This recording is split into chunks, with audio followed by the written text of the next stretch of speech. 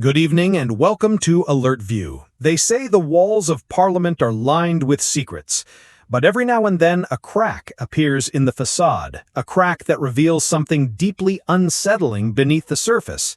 Today, that wasn't a crack, it was an earthquake. We witnessed a Prime Minister taken apart, live on the floor of the Commons, not over policy, but over something far more personal, his judgment, his loyalties, and the secrets he appears desperate to keep buried. That is the perfect description, James. The atmosphere in the House of Commons was electric. You could feel the anticipation. The leader of the opposition, Kemi Badenoch, wasn't there to score cheap political points. She came armed with a single question, one honed like a poisoned dart, and her target was clear: the Prime Minister's authority. And it all centered on the man representing us in Washington, Ambassador Lord Mandelson, and his inexplicable connection to one of the most malevolent names of our time, Jeffrey Epstein.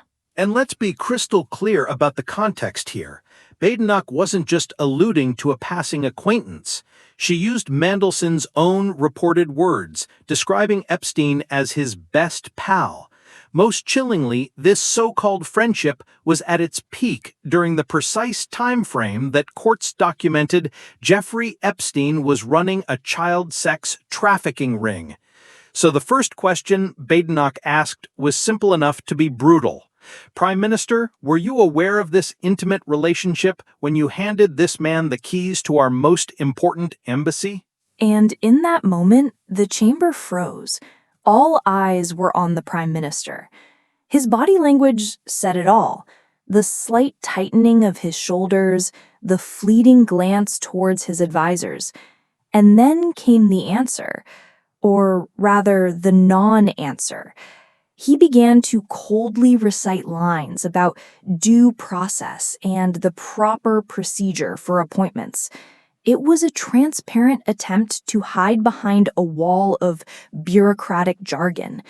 He was acting as if the question was about a tax form, not about his ambassador's links to an international child abuse network. But Badenoch was ready for it. She cut him off, her tone dripping with contempt. I did not ask about process, I asked about your judgment. She stripped away his bureaucratic shield and forced him to face the substance of the issue. And it was there his evasion became even more glaring. It became uncomfortable to watch.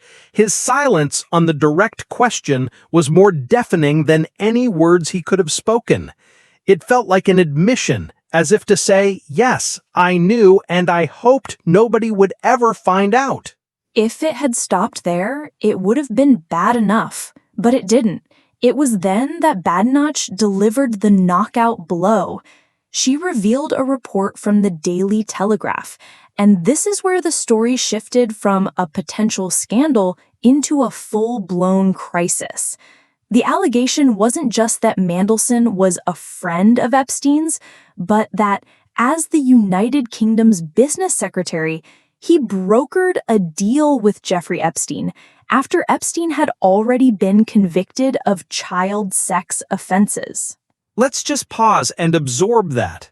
This goes beyond poor judgment from long ago. This is an allegation of a serving British minister conducting official business with a known, convicted pedophile.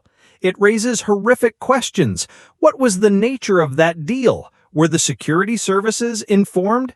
And most importantly, how could any prime minister ignore such an appalling history when appointing this man to a post that demands the highest levels of trust and integrity? Exactly. And this is where Badenoch applied maximum pressure.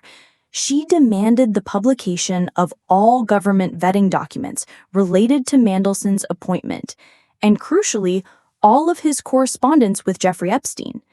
This was a direct challenge. She was effectively saying, if you have nothing to hide, then prove it.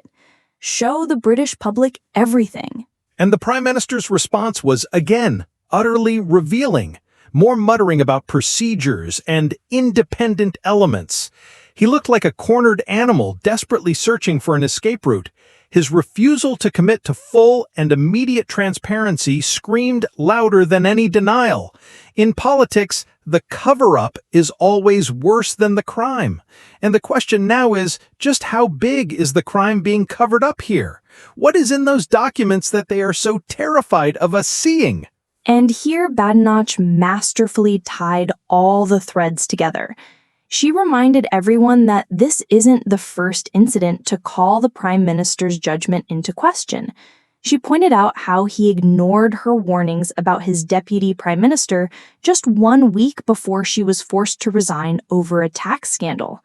She painted a grim picture of a government in chaos, an ambassador mired in a moral scandal at a time of rising tensions with Russia, new and untested ministers in the top jobs, and strikes crippling the economy. Her final message was powerful and devastating. She alleged that all of these crises, the scandals, the strikes, the chaos, are linked by a single common thread: the Prime Minister's bad decisions, bad judgment, and total weakness.